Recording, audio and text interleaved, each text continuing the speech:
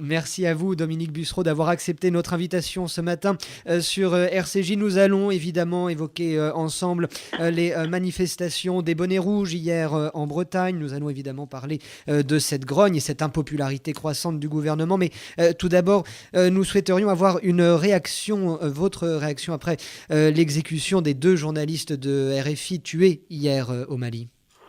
Comme tous les Français, et pas seulement les Français, je suis atterré de journalistes, d'après tout ce que j'ai lu ce matin sur eux, 2 grands professionnels de l'Afrique, du reportage, des conditions difficiles, qui sont dans une ville enlevée après avoir fait leur travail, une interview, qui sont emmenés, qui sont tués dans des conditions qu'on n'explique pas encore, mais sur lesquelles peut-être le président de la République et le gouvernement seront amenés à donner des explications complémentaires. Voilà, c'est terrifiant pour la rédaction des RFI, pour la liberté de la presse, pour les familles, les amis de ces journalistes. Et puis ça montre le poids encore prégnant du terrorisme et le fait que la guerre au Mali, malheureusement, n'est pas terminée. Alors justement, est-ce que cela remet en cause, selon vous, l'engagement de la France dans cette région du monde ? Non, j'ai toujours, comme la quasi-totalité des dirigeants politiques français, approuvé l'intervention Serval, et puis les suites qui ont été données depuis. Simplement, le Mali est un pays complexe dans son histoire, dans sa vie politique, et c'est pas fini, on le savait bien. On sait qu'il y a une partie du Mali qui est sous contrôle, une autre partie dans laquelle le contrôle est faible. On parle de quelques dizaines de soldats français à Kidal. On parle de la présence de factions Touareg qui sont ennemies, la présence d'AQMI. Voilà, donc c'est une affaire qui n'est pas finie. Et comme je veux dire, comme en Afghanistan, le jour où tout le monde est parti, la guerre en Afghanistan n'est pas terminée pour autant. Et donc la France, à mon avis, est encore au Mali pour un certain temps. Du moins si le président de la République et le gouvernement veulent que leur action ait une cohérence. Nadège Budjak. Les bonnets rouges, hier en Bretagne, disent qu'ils ont réussi leur manifestation à Quimper et à Carhaix. Est-ce que c'est aussi votre avis ? C'est une manifestation très bigarrée, non pas par les bonnets rouges, parce qu'il y a aussi bien des patrons du MEDEF, des dirigeants agricoles de la FDSEA du Finistère, des ouvriers, des hommes politiques de toute sensibilité, sur des choses qui n'ont pas toujours grand-chose à voir. La détresse de l'industrie agroalimentaire bretonne, l'économie bretonne qui est en difficulté, la protestation qui est globale, qui n'est pas que bretonne, sur l'abus de taxes et l'abus d'impôts, l'écotaxe qui vient au milieu de tout ça sans que c'est vraiment un rapport mais qui devient symbolique. Voilà, donc c'est certainement pas fini parce que c'est très diversifié, très bigarré et complètement transcourant politique, économique et syndicaux. Vous avez dit d'ailleurs vous-même que l'écotaxe était une bonne mesure. Vous venez de dire là que c'était une mesure symbolique qui s'ajoute à toutes les hausses d'impôts qu'on connaît depuis quelques mois. Alors pour l'instant, cette écotaxe est suspendue. Est-ce que cette suspension doit prendre fin le plus rapidement possible ? Comment vous imaginez la suite ? Alors, il y a 2 choses. Mon point de vue personnel, c'est qu'il faut très vite redonner vie à l'écotaxe, tout simplement parce que l'écotaxe, c'est pas un impôt qui a été inventé par les pouvoirs publics, quels que soient les gouvernements, pour le plaisir. Il s'agit de faire en sorte que les 800 000 camions qui circulent en France, dont un quart viennent du reste de l'Europe ou du Maghreb, payent quelque chose qui permet d'entretenir le réseau routier et de développer nos infrastructures. Donc si demain l'écotaxe est stoppée complètement, c'est 1 milliard, enfin disons 750 millions in fine, et puis 180 millions pour les départements qu'on n'aura plus chaque année pour faire nos infrastructures. Après, c'est compliqué pour le gouvernement. Il a un foyer d'opposition en Bretagne, bien que les Bretons, pour être vraiment francs, aient déjà obtenu 50% de réduction de l'écotaxe et bénéficient depuis quelques dizaines d'années du seul réseau gratuit complet à 4 voies de notre pays. Bon, mais c'est maintenant devenu un symbole. Et puis, il y a les phases politiques. On arrive aux municipales et aux européennes. Dès qu'on en sera sorti, on passera à la phase Sénat et aux élections départementales et régionales de 2015. Donc, le gouvernement va devoir faire preuve de courage politique. Et pour cela, de vous à moi, il est mieux fait de mettre en place l'écotaxe plus tôt. Elle devait être en place en juillet, il l'a reportée en octobre. D'octobre, il l'a reportée en janvier. Voilà, si les choses avaient été faites à temps et convenablement, il n'y aurait plus aujourd'hui cette épée de Damoclès sur l'écotaxe. Et le plan d'avenir pour la Bretagne proposé par Jean-Marc Ayrault, est-ce que c'est une bonne solution ? C'est une bonne solution. Très franchement, ça fait un peu bidon. C'est-à-dire qu'un plan d'avenir pour une région, avec un peu pour les entreprises, un peu pour le transport, un peu pour les charges, etc. Est-ce que c'est à la hauteur de la situation? Je crois que la vraie question, moi j'étais ministre de l'Agriculture, j'allais souvent en Bretagne voir l'extraordinaire productivité de l'agriculture bretonne et de l'industrie agroalimentaire.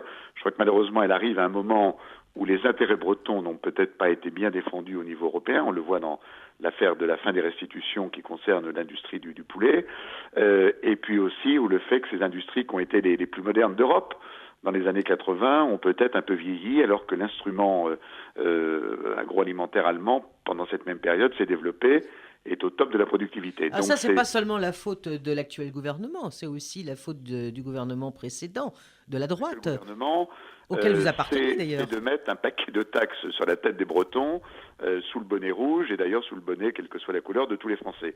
Mais le problème structurel de l'industrie agroalimentaire bretonne, il est posé depuis quelques mois, et peut-être que les différents gouvernements, y compris les nôtres d'ailleurs, auraient pu le soulever plus tôt.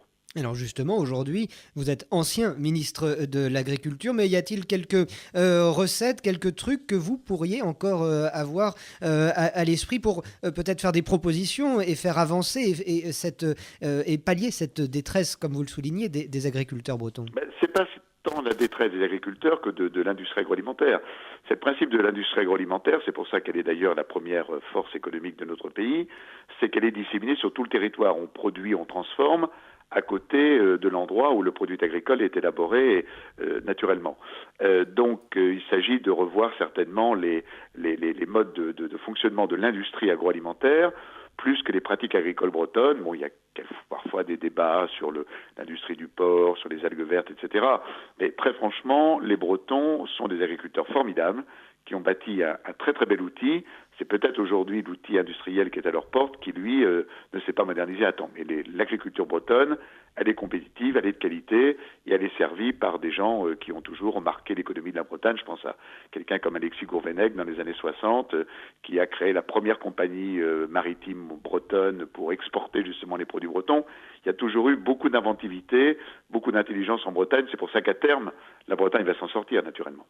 Alors nous allons à nouveau entendre reparler longuement demain de Leonarda, puisque mardi reprennent un peu partout en France les manifestations lycéennes contre l'expulsion des élèves étrangers scolarisés en France. Est-ce que pour vous, Dominique Bussereau, ce mouvement lycéen a un sens ? Il est d'abord terrible pour le gouvernement et le président, parce que ce sont des organisations, celles qui appellent aux manifestations, qui ont soutenu ardemment la candidature de François Hollande et qui étaient très violentes dans leur langage sur Nicolas Sarkozy et son gouvernement. Donc c'est d'abord un problème politique. Ensuite, naturellement, l'affaire Leonarda a tellement été mal gérée, d'une manière assez pitoyable et triste d'ailleurs pour l'image qu'on peut avoir du gouvernement de la France et du rôle du président, qu'aujourd'hui, elle revient. Alors, les gens qui observent les réseaux sociaux disent que la tension a beaucoup baissé et que cette semaine ne devrait pas être une semaine dangereuse pour le gouvernement, mais tous les gouvernements, y compris ceux auxquels j'ai appartenu, savent bien que quand les lycéens sont dans la rue, c'est certainement ce qui est le plus compliqué à gérer pour les pouvoirs publics. Les étudiants, c'est autre chose, mais les lycéens, par leur jeunesse et leur fragilité, sont extrêmement compliqués à gérer en termes d'ordre public. Alors on a les Bretons qui manifestent, les lycéens, les étudiants qui manifestent. Est-ce que vous craignez une propagation de la grogne en France ? Ce qui m'inquiète, si vous voulez, c'est le fait que il n'y a pas de réponse. C'est-à-dire qu'on a l'impression que le chef de l'État, quelles que soient par ailleurs ses qualités, est désemparé. Les sondages sont terrifiants. Le Premier ministre, quelle que soit aussi sa bonne volonté, on a l'impression qu'il est en lévitation sur un tapis volant au-dessus de son propre pays. Le gouvernement est partagé, divisé, parfois en bagarre au sein de la citadelle de Bercy. Et quelles sont les sorties ? Le remaniement, à mon avis, ne servirait pas à grand-chose. La dissolution, je ne vois pas François Hollande, par son histoire politique et le fait qu'il a été le dirigeant de longue date du Parti socialiste, dissoudre son propre parti. Donc il faut aller jusqu'aux municipales et aux européennes qui, par nature, ne seront pas bonnes pour le gouvernement, mais au moins qu'il y ait possibilité pour l'opinion de dire les choses par un vote.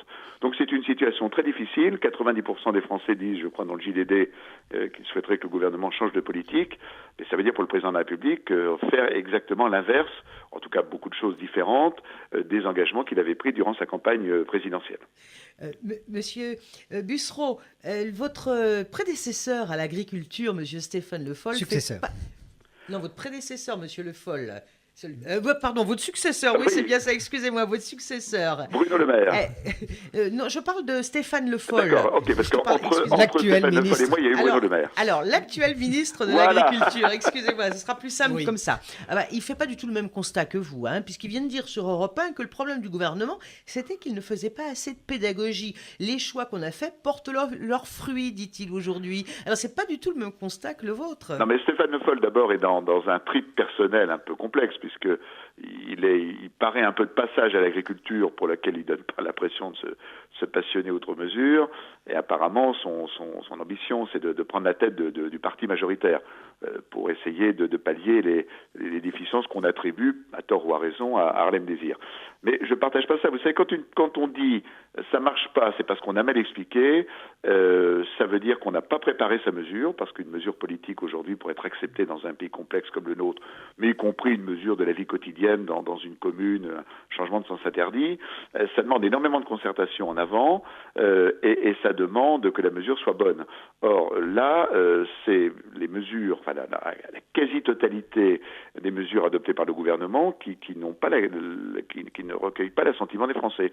Alors mettons à part le mariage pour tous, qui est un épisode un peu particulier sur lequel le gouvernement avait certainement une majorité dans l'opinion, mais si l'on observe l'ensemble des autres dossiers, à part quelques dossiers de politique étrangère très, très consensuels, le gouvernement est minoritaire perpétuellement dans son propre pays, et ça c'est extraordinairement dangereux. Et je vais vous dire franchement, je ne m'en réjouis pas en tant que responsable de l'opposition, ça pourrait au contraire nous amuser, nous faire sourire et nous donner envie de gagner, mais quand le gouvernement de son pays échoue, c'est jamais bon pour son pays. Donc même si ça aura des conséquences politiques peut-être intéressantes pour nous, c'est très mauvais pour notre pays. Alors justement, autre constat de la part d'un autre homme de gauche, Dominique Strauss-Kahn était à Séoul cette semaine pour donner une conférence économique. Il estime que la faible croissance européenne conduirait à des troubles sociaux et à terme à des menaces pour la démocratie. Les Européens, poursuit-il, les dirigeants européens ne sont pas capables de résoudre la crise. Ce sont des propos lourds et graves. Est-ce que vous partagez un tel pessimisme ? Avec Dominique Strauss-Kahn, on est toujours dans le lourd. Je ne partage pas cet avis. Quand j'observe la manière dont la Grèce, par exemple, a fait cet été une extraordinaire saison touristique et commence à se relever, j'observe la même chose au Portugal, un peu moins en Espagne, mais on voit bien que tous les efforts qui ont été faits depuis la crise de 2008 commencent à porter leurs fruits dans les pays qui ont été les plus touchés par la crise. C'est vrai qu'il y a une absence de langage politique commun de la part de l'Europe et finalement, depuis le départ de Nicolas Sarkozy, on n'a plus cet axe franco-allemand qui donnait le là à la politique économique européenne. Mais malgré tout cela, je pense que l'Europe va s'en sortir parce qu'elle est la première puissance économique au monde, parce qu'elle a de bons potentiels de formation, de réseau, de compétitivité, d'organisation de son territoire, et que les peuples, même le peuple grec qui a beaucoup protesté, ont accepté de faire des sacrifices. Peut-être qu'en France, on devrait réfléchir à nouveau à plus de proximité avec l'Allemagne, parce que ce qui donne aujourd'hui une absence de langage puissant à l'Union européenne, c'est le fait que l'axe franco-allemand fonctionne très mal, et au moment où on va rentrer dans les commémorations de la Première Guerre mondiale, et donc on va beaucoup parler de la relation franco-allemande, c'est quelque chose qui m'inquiète beaucoup. Monsieur Bussereau, tout à l'heure, vous avez fait allusion à ce sondage publié aujourd'hui dans le journal du dimanche. C'est un sondage IFOP. Plus de 9 Français sur 10 qui veulent un changement de politique, de méthode ou de ministre. À votre avis, par quoi François Hollande doit-il commencer ? C'est c'est plutôt la politique. Vous savez, la méthode, c'est-à-dire l'organisation de la concertation, la possibilité de communiquer, bon, tout ça, je dirais, c'est du basique. Les ministres sont pas tous mauvais, simplement certains ne sont pas au bon endroit, puis certains sont considérés comme efficaces. Je pense à Jean-Yves Le Drian ou à Laurent Fabius, qui a tout le poids de sa vie publique, qui est enfin ministre des Affaires étrangères très très compétent. C'est plutôt la politique, hein. C'est cette espèce de vision qu'a toujours eu François Hollande tout au long de sa vie, même quand il était plus jeune, lorsqu'il était étudiant, qu'on peut changer une société par la fiscalité. Sans pour autant faire ce qu'il a loupé au début de son quinquennat, des grandes réformes de fond, peut-être le prélèvement à la base de l'impôt, etc.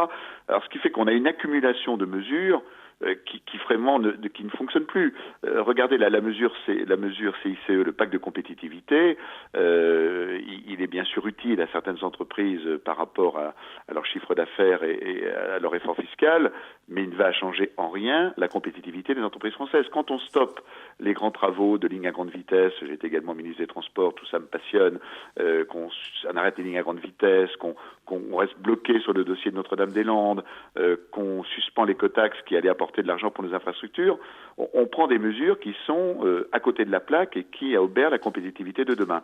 Donc ce que je reproche à ce gouvernement, c'est de faire du jour le jour et de ne pas avoir une vision stratégique. Et c'est ce que les Français ressentent. Il n'y a pas de volonté des Français de dire du mal de la personne du président de la République. Mais ils n'ont pas le sentiment d'être placés devant un projet collectif. Nicolas Sarkozy, ils aimaient ou ils n'aimaient pas, parce que la personnalité du président était forte, mais au moins ils adhéraient ou ils combattaient le projet collectif. Aujourd'hui, les Français sont incertains parce qu'il y a l'absence d'un projet collectif. Vous disiez tout à l'heure qu'un remaniement ne servirait pas à grand-chose. Certains noms circulent toutefois ces temps-ci pour entrer peut-être dans un futur gouvernement si remaniement il devait y avoir. Il y a notamment le nom du maire de Lille ou une grande figure socialiste de votre région, les Charentes-Maritimes. Est-ce que François Hollande, selon vous, Dominique Bussereau, devrait ouvrir plutôt sur sa droite pour essayer... Vous voyez les noms que vous venez de citer. Martine Aubry, elle était le ministre du Travail de Lionel Jospin. Ségolène Royal, la star du déguisement, elle aussi, elle a beaucoup donné dans la vie publique. Donc c'est pas en faisant revenir d'anciennes gloires. Enfin, je ne mets pas le terme ancien naturellement en vision négative de l'âge du Parti socialiste qu'on fera bouger l'opinion des Français. Alors peut-être faut-il aller chercher des jeunes pousses qui auront de l'imagination et du talent. Mais peut-être aussi faut-il attendre tout simplement que les Français disent au mois de mars et au mois de juin, par leur vote, comment ils envisagent le fonctionnement et le projet collectif des Français. Quant aux histoires d'ouverture sur le MoDem, enfin sur une partie du MoDem, et maintenant le MoDem est parti vers d'autres cieux, peut-être que François Hollande eût dû les faire au début de son quinquennat, mais aujourd'hui, maintenant, tout ça apparaîtrait comme des manœuvres politiciennes, et c'est pas parce qu'un malheureux conseiller MoDem de Paris esselé rejoint Anne Hidalgo que l'appel des centristes se fait vers le Parti socialiste. On voit bien au Sénat et à l'Assemblée nationale dans les votes que plus les temps avancent, plus les centristes sont dans une position d'opposant au gouvernement actuel. On y vient, justement. Alors, le mariage des centristes. Le mariage pour tous, des centristes. Le mariage pour tous. Enfin non, ça je vous laisse la formule, à vous. Est-ce ce mariage des centristes qui aura lieu officiellement mardi, est-ce que c'est une bonne nouvelle, ça, pour l'UMP ? Écoutez, il y a deux manières d'analyser les choses. L'UMP, nous avons voulu la faire, et j'étais avec d'autres, un des fondateurs de l'UMP en 2001, pour que la droite, le centre, les radicaux, les libéraux, qui se regroupent dans des valeurs européennes et socio-libérales, soient dans la même formation politique. Donc, quelque part, c'est un peu un petit échec pour nous que des centristes ne se retrouvent pas dans les différentes sensibilités, Dieu sait qu'elles sont nombreuses, à l'intérieur de l'UMP. Par ailleurs, sur le terrain, je suis président d'un département, je suis un élu local, sur le terrain, faire en sorte que les petites équipes de l'UDI et du MoDem, je dis petites équipes, pas en qualité, mais je veux dire, ce ne sont pas des grands partis politiques encore à l'échelle nationale, travaillent ensemble et que ça simplifie le paysage politique local dans nos départements, pourquoi pas. Après, je connais bien Jean-Louis Borloo et François Bayrou, j'ai travaillé avec les deux, j'ai des relations amicales avec les deux. Est-ce que ce couple couple terrible fonctionnera sans accroc, c'est évidemment une autre question. D'autant plus qu'on a vu, il y a un sondage IFOP, encore une fois, mais pour le Parisien aujourd'hui, qui dit que 56% des Français ont une mauvaise opinion de François Bayrou. Alors on se demande, est-ce que ce mariage est crédible? Est-ce que ça va tenir? Est-ce que... François Bayrou, si vous voulez, paye évidemment son attitude au moment de l'élection présidentielle, son non véritable choix de 2007 et puis son choix controversé de 2012. Bon, ceci étant, c'est un homme de qualité. Il a des ambitions d'ailleurs locales dans sa région, semble-t-il, dans les Pyrénées-Atlantiques. On va voir. Mais si vous voulez, Jean-Louis Borloo n'a jamais manqué à l'opposition, il n'a jamais manqué au gouvernement et au président Sarkozy et au gouvernement Fillon. Voilà, donc il y a une vraie différence politique entre les deux. Est-ce que leur affaire peut fonctionner? Ça peut peut-être fonctionner pour les élections européennes, parce que sur l'Europe, ils ne doivent pas avoir beaucoup de différences. Mais ensuite, quand on regarde la carte locale, le MoDem est avec François Rebsamen à Dijon, le MoDem est avec Gérard Collomb à Lyon, le MoDem est avec la gauche socialiste à Marseille. Est-ce que ça peut fonctionner avec l'UDI qui est dans des cas politiques exactement inverses? Dans Côte d'Or, François Sauvadet, un des leaders de l'UDI, est opposé à François Rebsamen. Voilà, ils ont quand même encore beaucoup de choses à régler. Et je ne suis pas sûr que le contrat de mariage, si tant est qu'il soit signé cette semaine, règle tous les problèmes, et en particulier la gestion de la famille. Mais il y a quand même un danger, c'est que les centristes de l'UMP rejoignent ce couple. Non, il n'y a pas de risque. Si l'UMP, c'est ce que nous disons toujours avec Jean-Pierre Raffarin, et nous le disons à Jean-François Copé en particulier, mais François Fillon le sait bien également, à condition que l'UMP soit vraiment pluraliste et diverse. Voilà, l'UMP, c'est pas le RPR du passé, plus les libéraux et les centristes de l'UDF. L'UMP, c'est une formation politique nouvelle, et je dois vous dire que quand je regarde mes jeunes collègues arrivés en 2007 ou encore plus récemment en 2012, pour certains, je suis absolument incapable de savoir de quelle famille politique ils viennent. Et quand on regarde les clivages qui peuvent exister sur certains sujets à l'UMP, l'Europe ou d'autres encore, on s'aperçoit que c'est complètement transcendant des anciennes familles politiques. Donc je pense que l'UMP, à condition de faire vivre sa diversité, à condition de ne pas être un parti qui veut fonctionner à la Schlag, a capacité à accueillir toujours plus ce que j'appellerais les centristes ou les modérés, qui représentent une faction importante de la droite et du centre français. Alors il y a toutefois vraisemblablement un véritable risque, aussi bien pour les européennes que pour les municipales. C'est le Front National qui semble être bel et bien au milieu de la route. Une question, Dominique Bussereau, comment et concrètement l'UMP peut s'imposer face au parti de Marine Le Pen, au-delà des mots, au-delà des bonnes intentions qu'on entend ces derniers temps? On a du mal à comprendre. Surtout pas en copiant, surtout pas en pensant que seul le sujet de la sécurité ou de l'immigration sont les sujets qui peuvent séduire les électeurs du Front National, mais en démontrant, comme le font certains de nos responsables de manière très intelligente, la folie économique du programme du Front National et la détresse économique et sociale dans laquelle il entraînerait notre pays. Et puis, vous savez, c'est pas toujours un programme national. Il y a trois familles dans le Front National. Il y a l'extrême droite traditionnelle qui existe en France depuis le 19e siècle. Elle est là. Il y a une grande part de déçus du Parti communiste, qui sont d'anciens protestataires, qui sont passés à carmes et bagages du Parti communiste au Front National. Puis il y a toute une série de gens qu'on voit dans une région rurale comme la mienne en Charente-Maritime, qui sont des hommes et des femmes qui vivent dans le périurbain, dans la ruralité, qui n'ont aucun contact social avec les autres, qui sont pas dans la vie associative, qui sont à côté de vous, qui détestent les journalistes, les hommes politiques, les sportifs, les vedettes artistiques, etc. Et ces gens-là, c'est pas un langage national qui les touchera, c'est le langage de proximité. C'est leur mère, c'est des gens qui sont à côté d'eux, qui doivent les voir, leur parler, les resocialiser. Et ça, c'est un travail pour les 36 000 maires de France. Il y a toute une partie de la population de nos communes qui est en déshérence, et c'est pas simplement un langage national qui les remettra dans la République, c'est une nouvelle manière de leur parler et de les remettre dans la collectivité et dans la communauté.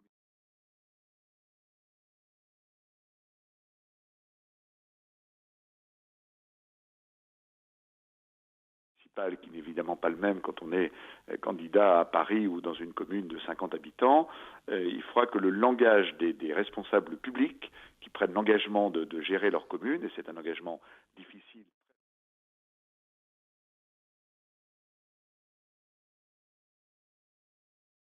à quelques centaines de mètres d'eux, et qui ne parlent à personne. Nous terminons ce grand entretien, Dominique Bussereau, avec la question de notre partenaire MyBooks. MyBooks est un site consacré à l'actualité littéraire et MyBooks demande chaque semaine à notre invité quel est le livre qui se trouve sur votre table de chevet. Que lisez-vous actuellement, tout Alors c'est simplement? compliqué parce que je suis une partie de la semaine à Paris, une partie à Saint-Georges-de-Didonne et en Charente-Maritime. Pour l'instant, en Charente-Maritime où je suis aujourd'hui, je suis en train de lire. Alors je lis toujours un peu deux livres en même temps, hein. C'est un défaut, peut-être parce que ma mère était bibliothécaire et que j'ai été habitué à avoir toujours beaucoup de livres autour de moi. Je lis une excellente biographie de Lopez et d'Achmir-Zouri parue chez Perrin sur Joukov, qui explique comment ce grand maréchal soviétique a sauvé Moscou, Leningrad et certainement l'armée rouge pendant la Seconde Guerre mondiale. Et je vais attaquer derrière un bouquin qui vient de paraître NRF chez Gallimard de Paul Jankowski sur Verdun. Et puis je lis aussi à Paris un livre sur l'attentat de Sarajevo et ses conséquences, et un autre livre sur la vie de la société japonaise pendant la Seconde Guerre mondiale. Tout ça vous montrera bien que, vous l'avez compris, que je suis assez féru de livres historiques. Et que vous préparez les commémorations peut-être. Oui, mais vous savez, l'histoire récente, moi je m'intéresse beaucoup à l'histoire du XXe siècle et du XIXe siècle, elle explique beaucoup des choses qui se passent actuellement. Donc je crois que pour un responsable politique, s'intéresser à l'histoire, c'est très important. Merci Dominique Bussereau d'avoir accepté l'invitation du grand entretien sur RCJ ce dimanche.